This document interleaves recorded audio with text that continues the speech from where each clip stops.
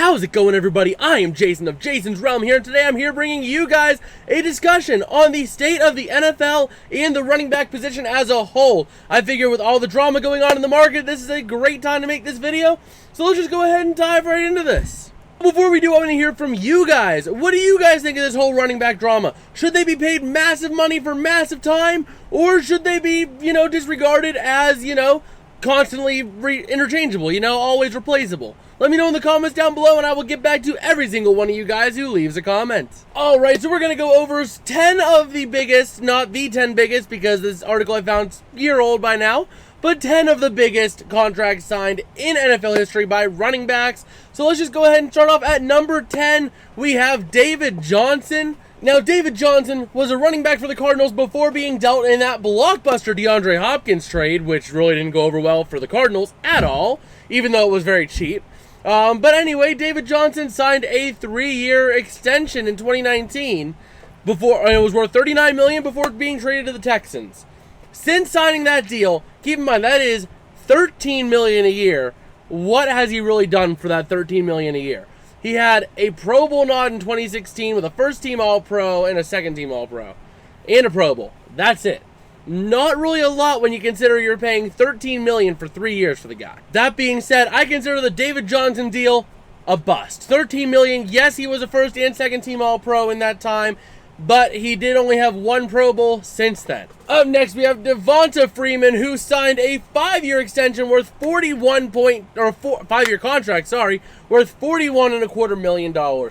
He was released after 3 years because he didn't do much. During his career, he's had 2 Pro Bowls, a second-team All-Pro. That's it. But he hasn't really done a lot since then, and you're paying him well over what he's worth. I mean, you're paying him $8 million a year, which isn't chump change. It's not a huge contract, but it's not chump change at the same time.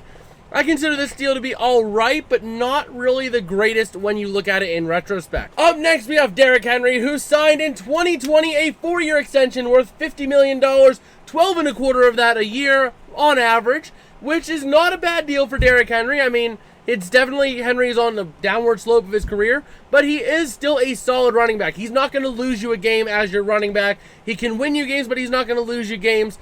Still, I see that as a fair deal. I see this one as a good deal for both the team and the player. Up next, we have Le'Veon Bell, who in 2019 signed a 4-year contract with the New York Jets for $52.5 million. And oh boy, Le'Veon Bell, a dominant running back in Pittsburgh, sits out a year, loses everything, still signs this massive contract, which really set the Jets back a little bit. Now, I mean, they have Aaron Rodgers and they have a good offense, so it's fine. But if we look at it at the time, that deal really not a good deal. You're paying him like $13 million a year, give or take, to have him do what he's been doing, and he hasn't done a lot for you. I mean, he's out of the league now, and this is the 4th year after the contract. 4th year of the contract he would have been playing, and instead he was released in 2020, and he has just been on a complete downward trajectory ever since signing that deal, and that really left a sour taste in the mouth for the New York Jets. Up next, we have Todd Gurley of the Los Angeles Rams signing a 4-year contract worth $60 million back in 2018.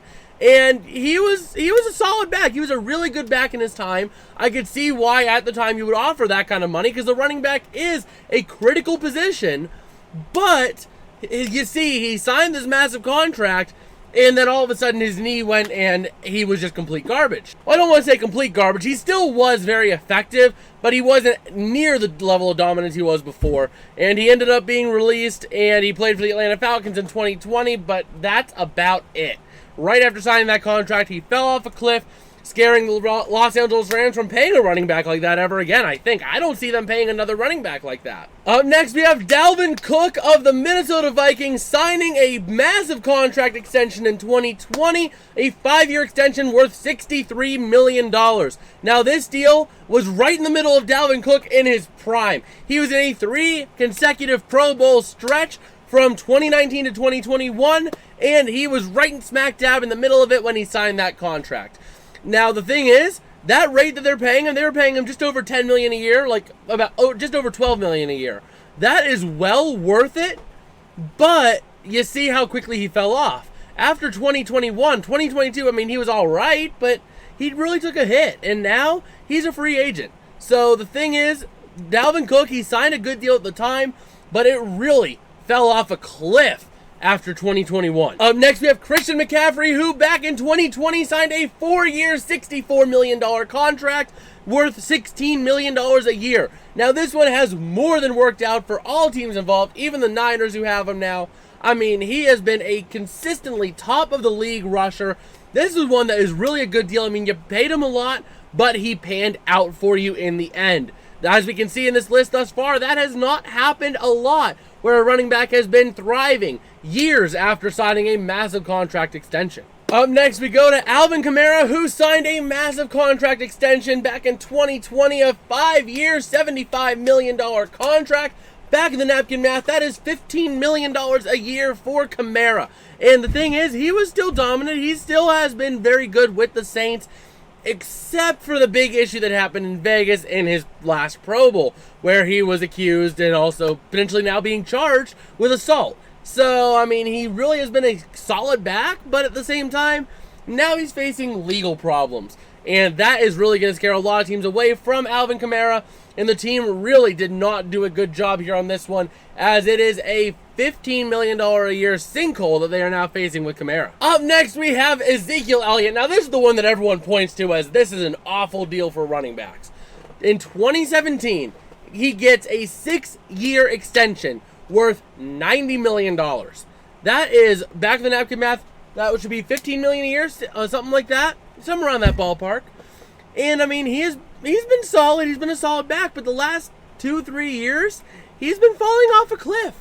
And once again, signing a massive extension, which at the time was a decent deal, and the running back quickly falls off a cliff after it. Common trend here if you guys are noticing it. And Ezekiel Elliott really set that trend back in 2017. Now, last but not least, we have Adrian Peterson, who signed a 7-year contract back in 2011 worth $96 million for the Minnesota Vikings. This deal, Peterson has been a solid running back throughout his career. Now, this was a little bit late in his career that he signed it, but still, I think at the time it was a fair deal, and he was still very effective with the Vikings for the, I think, 4 or 5 years after that.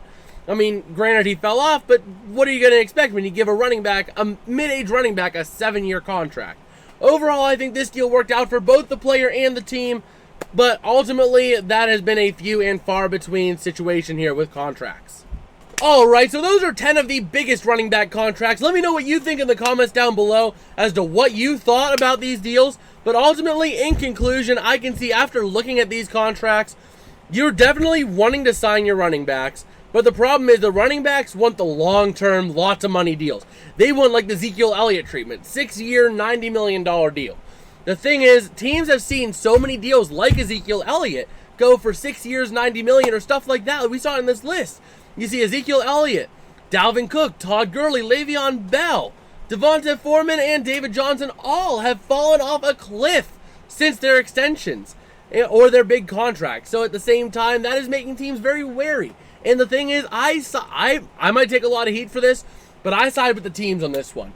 You are in the deal of winning championships, and you're not going to be winning championships paying the carcass of a once elite running back crazy amounts of money for 5 years after he's worth anything. And that's the problem, is that these teams, the players want the long contracts. The teams can't afford to dish it out. Now, the players, they can definitely expect more. Like, you could sign, let's say, a 2-year $30 million deal. Or a 2-year, $40 million a year, and that wouldn't be hateful, depending on the running back. But you can't expect these long guaranteed contracts worth $12, $13, $14 million a year, because it's just not worth it to the teams who sign them. Well, that's about going to do it for me. Now, once again, if you guys did like, don't forget to smash like and subscribe. It does help me out a whole lot. I took a little bit of a different route in this video, so let me know what you thought of it down in the comments down below. I will get back to every single one of you guys who leaves a comment, and I guess with that, I will see you guys later. Peace out and have a good one.